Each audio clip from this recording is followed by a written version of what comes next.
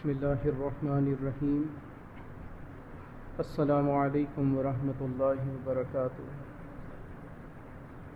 اعوذ باللہ من الشیطان الرجیم بسم اللہ الرحمن الرحیم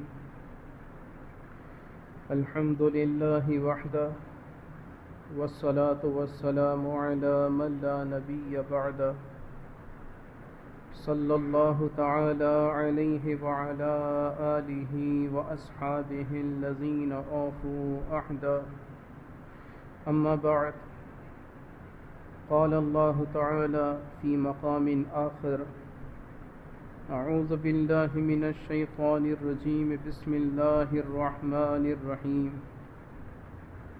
قل للمؤمنین یغضوا من ابصارہم وَيَحْفَظُوا فُرُوجَهُمْ ذَلِكَ أَزْكَى لَهُمْ إِنَّ اللَّهَ خَبِيرٌ بِمَا يَصْنَعُونَ وَقُلْ لِلْمُؤْمِنَاتِ يَغْضُضْنَ مِنْ أَبْصَارِهِنَّ وَيَحْفَظْنَ فُرُوجَهُنَّ وَقَالَ النَّبِيُّ صَلَّى اللَّهُ عَلَيْهِ وَسَلَّمَ الطہور شطر الایمان وقال النبی صلی اللہ علیہ وسلم الحیاء شعبۃ من الایمان وقال النبی صلی اللہ علیہ وسلم الحیاء والایمان قرناء جمیعا صدق اللہ وصدق رسولہ النبی الکریم ونحن على ذلك لمن الشاہدین والشاکرین والحمد للہ رب العالمین اللہم صل علی سیدنا محمد وعلى آل واصحاب سیدنا ومولانا محمد افضل صلواتک بعدد معلوماتک وبارک وسلم علیہ صلاۃ دائمہ متصلۃ تتوالى وتدوم۔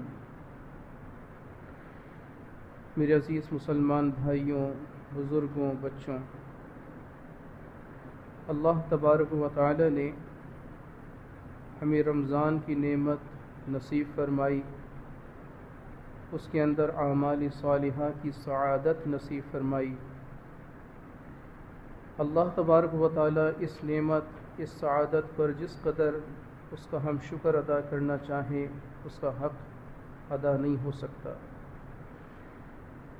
اللہ نے اپنی نعمتیں ہم پر نشاور فرمائی، ہمیں یہ سعادت نصیب فرمائی کہ ہم نے روز و شب اللہ کی عبادت کری، نیکیاں کمائیں، نیکیاں اپنے نام اعمال کے اندر درج کروا لیں۔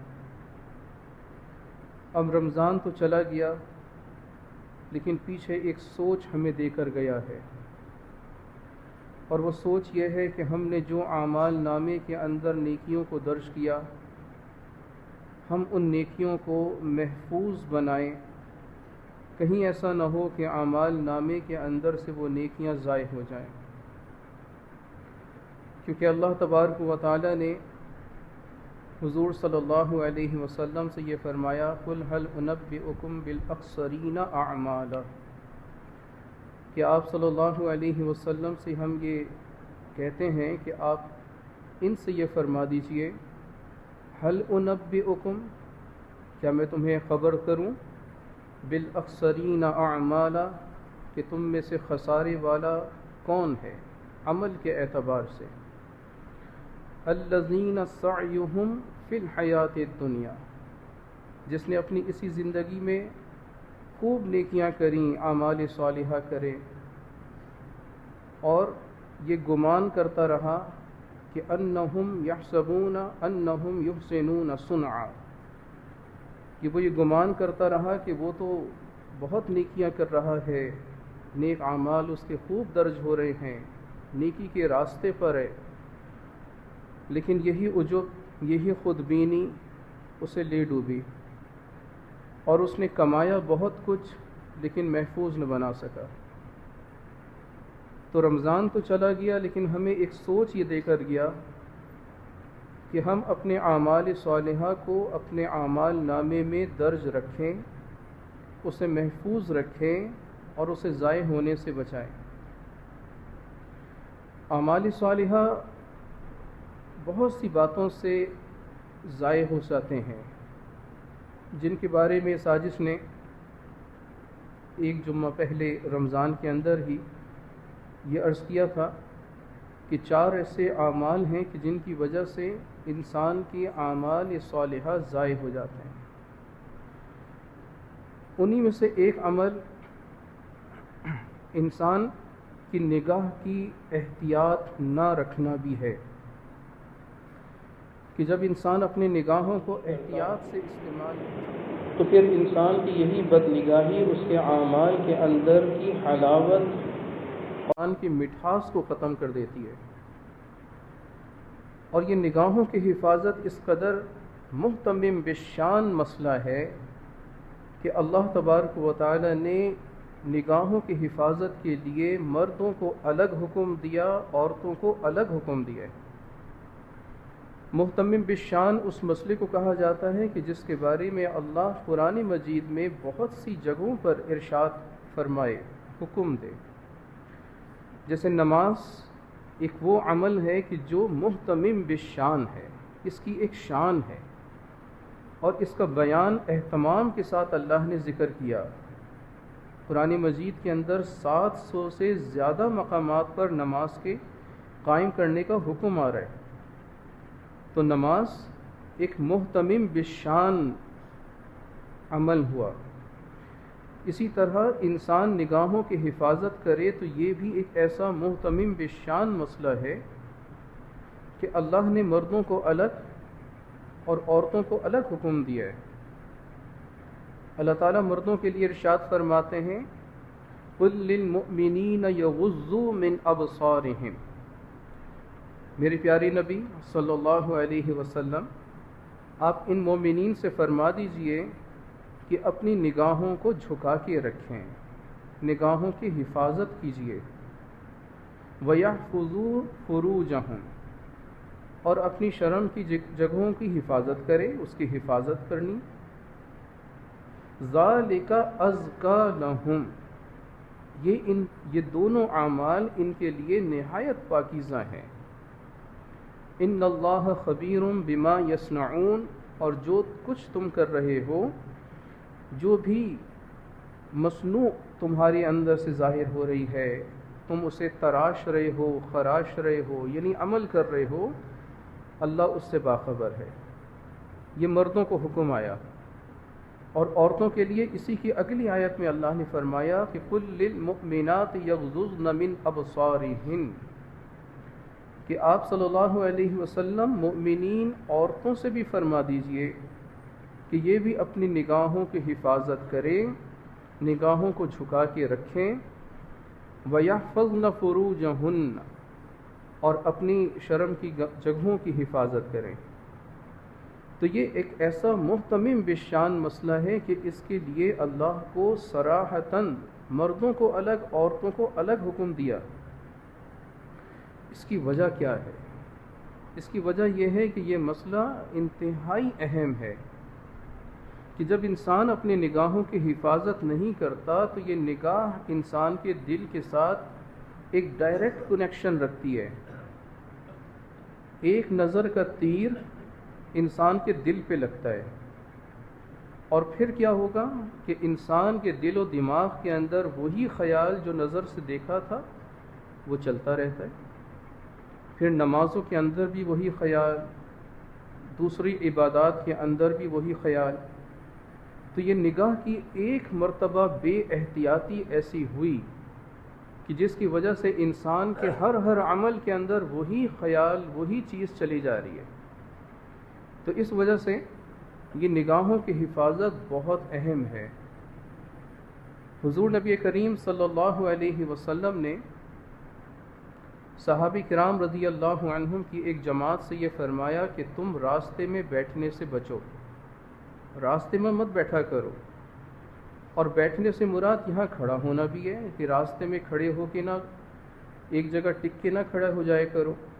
بھئی کسی سے بات کرنی ہے تو بس سلام دعا کری، بات کری اور پھر کنارے پر ہو جاؤ، درمیان رستے پہ مت کھڑے ہو.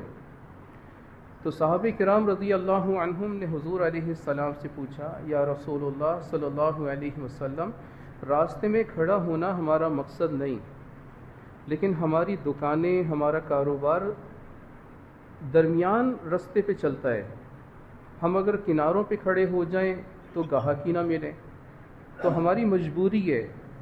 تو حضور علیہ السلام نے فرمایا، ٹھیک ہے تمہاری مجبوری ہے، لیکن اب چند احتیاطیں کرو. نمبر 1، اپنی نظروں کی حفاظت کرنا.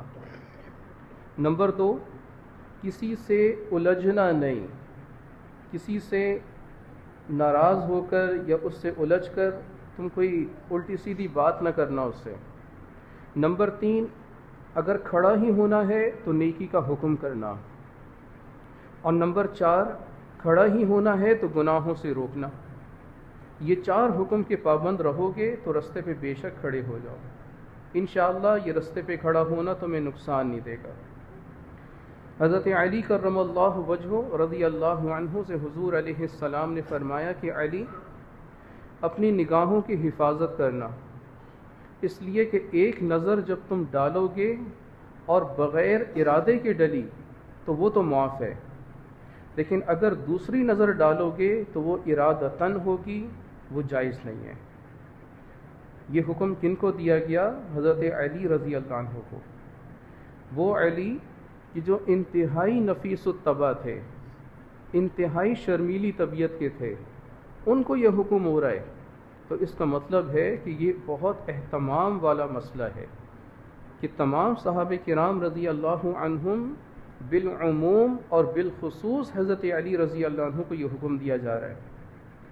تو نگاہوں کی حفاظت کرنا یہ بہت اہم ہے، اس لیے کہ یہ نگاہ انسان کی اگر غلط جگہ اٹھی تو اس کا اثر بلا واسطہ انسان کے دل پر پڑتا ہے، اور یہ پھر ایک کا غلطی ہوتی ہے لیکن اس کے خمیازہ، اس کا نتیجہ سارا گھرانہ بھگتتا ہے. کیونکہ ہمارا واسطہ ایسے معاشرے کے ساتھ ہے کہ جو کسی کی گناہ تو دور کی بات، نیکی کو بھی برداشت نہیں کرتا، کسی کے پاک دامن ہونے کو بھی برداشت نہیں کرتا. یہ ایسا معاشرہ ہوتا ہے کہ جس میں انسان کسی کے پاک دامن ہونے کو برداشت نہیں کرتا، تو اگر دامن ناپاک ہوگا تو پھر کیسے برداشت کرے گا؟ حضرت مریم سلام علیہا انتہائی پاک دامن خاتون ہیں. حضرت عمران علیہ السلام کی یہ بیٹی ہیں اور حضرت عیسیٰ علیہ السلام کی والدہ ہیں، انتہائی پاک دامن. ان کے ساتھ معاملہ ہوا کہ اللہ تبارک و تعالیٰ نے بن باپ کے بن شوہر کے ان کو اولاد دے دی. حضرت عیسیٰ علیہ السلام کی ولادت ہوئی. اب ولادت ہونے کے بعد بچہ گود میں ہے، لے کر اپنے خاندان والوں کے پاس آتی ہیں. وہ خاندان کے جو جانتا تھا کہ یہ ہارون کی بہن ہے، عمران کی بیٹی ہے، انتہائی پاک دامن ہے، ان کے دامن پر آج تک کسی نے انگلی نہیں اٹھائی ہے، وہی معاشرہ ان کے سامنے کہنے لگا کہ لقد جئت شیئا فریا، اے مریم یہ تو نے کیا کر دیا. اگر ہم اس کو اپنے لہجے میں بولیں تو ہم یوں کہیں گے کہ ہاں مریم یہ تو نے کرا کیا، یہ ہمارا لہجہ ہوگا بولنے کا.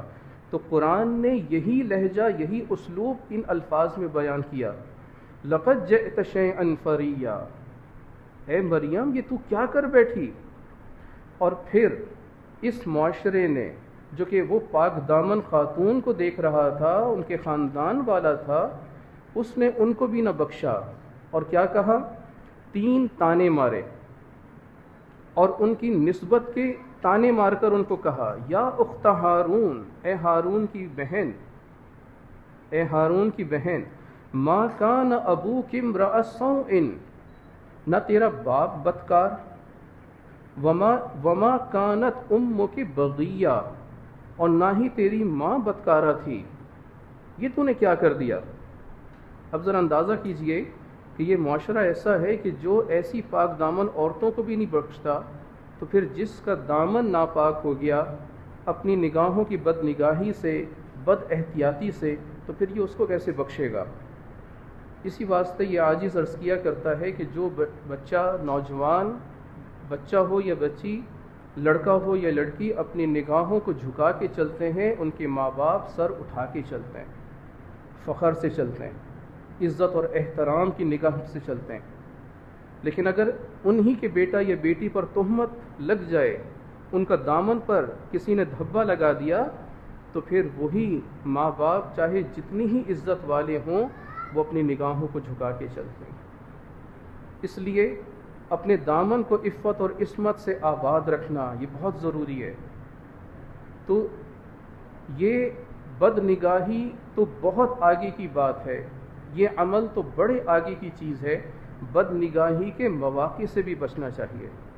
حضور صلی اللہ علیہ وسلم کا ارشاد ہے کہ الطہور شطر الایمان، یہ جو پاکیزگی ہے نا، چاہے وہ آنکھ کی ہو، زبان کی ہو، کانوں کی ہو، دل کی ہو، خیالات کی ہو، یہ انسان کے ایمان کا جزو ہے، انسان کے ایمان کا حصہ ہے۔ لہذا اگر انسان کوئی پاک دامن رہتا ہے، پاک باز رہتا ہے، نگاہوں کی حفاظت کرنے والا، زبان کی حفاظت کرنے والا، تو وہ اپنے اس ایمان کا حصہ حاصل کر لیتا ہے۔ اسی طرح حضور صلی اللہ علیہ وسلم نے ارشاد فرمایا کہ الحیاء شعبۃ من الایمان، یہ جو حیا ہے، عفت اور پاک دامنی ہے، یہ انسان کے ایمان کا ایک حصہ ہے، جزو ہے۔ اور اسی طرح آپ علیہ السلام نے ارشاد فرمایا کہ الحیاء والایمان قرناء جمیعا، کہ حیا اور ایمان انسان کے اس طرح سے ساتھ رہتے ہیں کہ جس طرح یہ دو انگلیاں، آپ نے دو انگلیوں کو ملا کر یہ شہادت کی اور اس کی مڈل فنگر آپس میں ملا کر یہ بتایا کہ الحیاء والایمان قرناء جمیعا، وہ اس طرح اکٹھے ہوتے ہیں۔ اگر ان میں سے کوئی ایک ہٹا لیا گیا، یعنی ایمان نکل گیا، تو اس کے اندر حیا بھی خود بخود رخصت ہو جاتی ہے، اور اگر انسان کے اندر سے حیا نکل گئی تو ایمان کا طوطا بھی خود بخود اڑ جاتا ہے۔ لہٰذا یہ دونوں چیزیں، حیا اور ایمان، انسان کی زندگی کے اندر پیرالل چلتی ہیں، یہ ساتھ ساتھ چلتی ہیں۔ ان میں سے ایک بھی رخصت ہو گئی تو دوسری خود بخود رخصت ہو جاتی ہے۔ اسی واسطے رسول اللہ صلی اللہ علیہ وسلم نے ارشاد فرمایا کہ یہ حیا اور ایمان یہ دونوں اس طرح اکٹھے رہتے ہیں، اور اگر تم میں حیا نہ رہی تو پھر جو چاہے مرضی کرو، کیونکہ جب حیا نہیں رہی تو ایمان بھی نہیں رہا۔ تو حیا ایمان کے ساتھ رہتی ہے۔ تو ہمارے اندر تو الحمدللہ ایمان کی دولت ہے، ہم اللہ اور اس کے رسول صلی اللہ علیہ وسلم پر ایمان رکھتے ہیں، لہذا ہماری ایمان کا ہم سے تقاضا کیا ہے کہ ہم اپنی نگاہوں کو جھکانا سیکھیں، نگاہوں کی حفاظت کرنا سیکھیں، اور نگاہوں کی بد نگاہی سے بچنے کے لیے ان مواقع سے بھی بچیں کہ جو انسان کی نگاہ کی بد نگاہ کا ذریعہ بن جاتے ہیں۔ اس کے لیے علماء نے بہت سے مواقع ذکر فرمائے، ان میں سے ایک موقع یہ ہے کہ آزادانہ گھومنے پھرنے سے بچیں، آزاد مند رہا کریں۔ آزادانہ گھومنے پھرنے سے یعنی کوئی کام نہ ہو، کوئی ضرورت نہ ہو، بس بلا وجہ گھر سے باہر گھوم رہے ہیں، پھر رہے ہیں، آزادانہ مت گھومیں۔ کچھ دیر اپنی گھر کے اندر بھی رہنا سیکھیں، تنہائی کے اندر رہنا سیکھیں، تو آزادانہ گھومنے پھرنے سے بچیں۔ اسی طرح ایک یہ بھی کہ باپردہ رہنا سیکھیں۔ باپردہ رہنے کا مطلب مردوں کے لیے نگاہوں کو جھکانا اور عورتوں کے لیے بھی نگاہوں کو جھکانا، مرد کے لیے شرعی لباس بھی ہو، سر پہ ٹوپی یا امامہ بھی ہو، اس کے بھی اپنے اثرات ہیں۔ جب انسان چہرے پہ داڑھی سجا کر، سر پہ ٹوپی یا امامہ رکھ کر باہر نکلتا ہے نا، تو ایک تو اس کی عزت بھی ہے، دوسرے لوگ اس کی عزت بھی کرتے ہیں، اس کا ایک شرف اور مقام کا بھی اظہار ہوتا ہے، اور دوسرا اس کا فائدہ یہ ہوتا ہے کہ انسان گناہوں سے بھی بچتا ہے، کہ جب جب کوئی ایسا موقع ہوگا تو فوراً اپنی نگاہوں کو جھکائے گا۔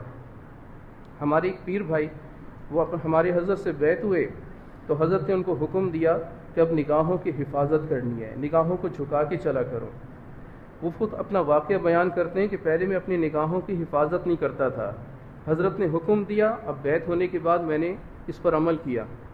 فرماتے ہیں کہ ایک دن میں کہیں سے گزر رہا تھا، نگاہیں جھکی ہوئی تھیں، رستے پہ چلتے ہوئے جیسے ہی میری رستہ دیکھنے کے لیے نظر اٹھی تو سامنے سے نامحرم آ رہی تھی، فوراً میں نے اپنی نگاہوں کو جھکا لیا۔ اب جیسے ہی نگاہ کو جھکایا فوراً اس کا ایک اثر مجھے یہ محسوس ہوا کہ جس طرح کسی نے میری دونوں آنکھوں پر برف کی ڈلیاں رکھ دی ہوں۔ برف کی ڈلیاں جب انسان اپنی آنکھوں پہ رکھتا ہے تو کتنا سکون ملتا ہے، انسان کی تھکاوٹ دور ہو جاتی ہے۔ بہت سی تھکاوٹ انسان کی آنکھوں میں ہوتی ہے، نگاہوں پر، آنکھوں پر اگر ہم کوئی ٹھنڈی چیز رکھ لیں، پانی کے چھینٹے ماریں یا برف کی ڈلیاں ہلکی سے رکھ دیں تو اس سے بڑا سکون ملتا ہے۔ تو وہ کہتے ہیں کہ ایک دم مجھے اس کا اثر آیا کہ ایسے جیسے کسی نے میرے آنکھوں پر برف کی ڈلیاں رکھ دی ہوں۔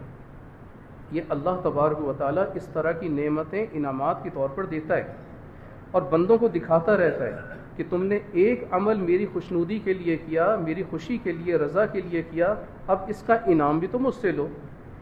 تو اللہ نقد انعام اس بندے کو عطا فرماتے ہیں۔ حضور صلی اللہ علیہ وسلم کی خدمت میں ایک نوجوان آیا، آ کر عرض کرتا ہے یا رسول اللہ مجھے بے حیائی کی اجازت دے دیں۔ نوجوان ہے، برداشت نہیں ہے۔ حضور علیہ السلام نے فرمایا کیا تم چاہو گے کہ تمہاری ماں سے کرے؟ اس نے کہا نہیں۔ کیا تم چاہو گے کسی کی تمہاری بیوی سے کرے؟ اس نے کہا نہیں۔ کیا تم چاہو گے کہ کسی کی تمہاری بہن سے کرے؟ نہیں۔ کیا تم چاہو گے تمہاری بیٹی سے کرے؟ نہیں۔ تو جب تم نہیں چاہتے کہ تمہاری ماں، بہن، بیوی، بیٹی سے کوئی کرے تو تم کیوں کسی کی بہن بیوی کو خراب کرتے ہو؟ بس اتنا کہنا تھا کہ اس شخص نے، اس نوجوان نے اس کو اپنے پلے سے باندھا۔ حضرت عمر رضی اللہ عنہ اس حدیث کے راوی ہیں، وہ فرماتے ہیں کہ ہم دیکھتے تھے کہ وہ نوجوان مدینے کے اندر سب سے زیادہ شرم و حیا کا پابند بن گیا۔ اب اس کا انتقال ہوا، کسی جنگ میں شہید ہو گیا۔ اب اللہ کی طرف سے حکم کیا ہے؟ وَلِمَنْ خَافَ مَقَامَ رَبِّهِ جَنَّتَانِ، جو اللہ کے سامنے کھڑے ہونے سے ڈرا، اپنی حفاظت کری، گناہوں سے بچا، تو اس کے لیے 2 جنتیں، دنیا کی بھی زندگی جنت بن جائے گی اور آخرت کی جنت تو علیحدہ اس کو ملے گی۔ اب اس شخص کا انتقال ہوا، روایت میں آتا ہے حضور صلی اللہ علیہ وسلم اس کی جسد کے پاس جو میدان کارزار میں گرا ہوا تھا اس کے پاس آئے، وہ مرا ہوا ہے۔ حضور علیہ السلام نے آ کر اس سے یہ فرمایا کہ اب بتاؤ تمہاری کتنی حوروں سے اللہ نے شادی کر لی؟ مر چکا تھا نا؟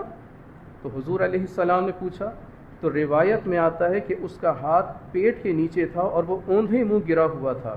جیسے ہی حضور علیہ السلام نے پوچھا تو اس کا ہاتھ پیٹ کے باہر سے نکلا اور 2 انگلیوں کا اشارہ کیا۔ اس پر علماء فرماتے ہیں کہ اللہ نے قرآن میں جو یہ فرمایا کہ وَلِمَنْ خَافَ مَقَامَ رَبِّهِ جَنَّتَانِ، جو اللہ کے سامنے کھڑے ہونے سے ڈرا، گناہوں سے بچ گیا، اس کے لیے 2 جنتیں۔ اب جب 2 جنتیں تو پھر 2 حوریں بھی، دنیا کی زندگی میں بھی جنت، آخرت میں بھی جنت، تو اللہ نے 2 حوروں سے اس کا نکاح کر دیا۔ یہ اللہ نقد انعامات دیتا ہے اور یہ احادیث میں آ بھی گیا۔ لہٰذا ان مواقع سے بھی انسان اپنے آپ کو بچائے کہ جو انسان کو بد نظری کی طرف مبتلا کر دے۔ اسی طرح موبائل فون کا استعمال، بغیر ضرورت استعمال کرنا بھی اس سے بچے۔ یہ موبائل دراصل موبائل نہیں رہا، اب یہ میزائل بن چکا ہے، اس نے گھروں کے گھر اجاڑ دیے ہیں، اور یہ موبائل کا بے احتیاطی استعمال، بے ضرورت استعمال، یہ گھروں کے گھر نوجوان نسلوں کو اجاڑتا چلا جا رہا ہے۔ یہ موبائل تو ایجاد ہوا تھا اس لیے کہ یہ ایک انفارمیشن کا ٹول تھا، اس سے معلومات حاصل کی جاتی تھیں اور اس سے کمیونیکیشن کی جاتی تھی، رابطے کا ایک ٹول تھا۔ لیکن یہ اب انفارمیشن اور کمیونیکیشن کا ٹول اس کو نہیں رکھا گیا، اب یہ بنا دیا انٹرٹینمنٹ کا ٹول۔ اب یہ انٹرٹینمنٹ کا ٹول ہے، اور ہمارا میڈیا ہو یا کفر کے ہاتھوں میں کھیلنے والا کوئی بھی پرنٹ یا الیکٹرانک میڈیا، وہ اسی انفارمیشن یا انٹرٹینمنٹ کو آپس میں ملا کر ایک انفورٹینمنٹ کے ٹول کے طور پر ہمیں دے رہا ہے۔ آپ کوئی سے بھی جیز استعمال کرتے ہوں یا موبی لنک، یہ زون کا آپ استعمال کرتے ہوں، یو فون کا استعمال کرتے ہوں، آپ اس کی اپلیکیشن جو ہوتی ہے نا کمپنی والی، وہ ڈاؤن لوڈ کریں، اس کو انسٹال کریں، اس کے اندر بہت ساری آپشنز ہوتی ہیں ان میں سے ایک آپشن آپ دیکھیں گے کہ اس میں انفوٹینمنٹ لکھا ہوگا. وہ انفوٹینمنٹ کیا ہوتا ہے؟ انفارمیشن کا انفو لیا اور انٹرٹینمنٹ کا ٹینمنٹ لے کر آپس میں ملا کر ایک اپلیکیشن کا آپشن بنا دی انفوٹینمنٹ. اس کے اندر کیا ہوتا ہے؟ فلمیں، ڈرامے، ادھر ادھر کی غیر ضروری فضولیات اور باتیں، اور وہ نوجوانوں کے ذہنوں کو خراب کر رہے ہیں. اور نتیجہ یہ ہے کہ یہ جو اس طرح کا میڈیا موبائل کے ذریعے ہم استعمال کر رہے ہوں، یا انٹرنیٹ کا میڈیا، یا پھر ٹی وی کا میڈیا جو ہم استعمال کر رہے ہوں، یہ اب میڈیا ایسا نہیں رہا کہ یہ ٹی وی رہ گیا، اب یہ ایمان کا ٹی بی بن چکا ہے. ٹی بی سمجھ رہے ہیں؟ ٹیوبرکلوسس، ٹی بی بن چکا ہے یہ. اور ہم یہ سمجھتے تھے کہ یہ صرف ایک شیطان ہے کہ جو ہمارے گھر میں آ گیا. یہ ایک شیطان نہیں رہا، یہ ایک شیطان کی پوری بریگیڈ فوج بن گئی ہے. ہم نے کبھی نہیں دیکھا کہ کسی نے ٹی وی دیکھا ہو، کسی نے موبائل پر فلمیں ڈرامے دیکھے ہوں اور وہ تہجد گزار بن گیا.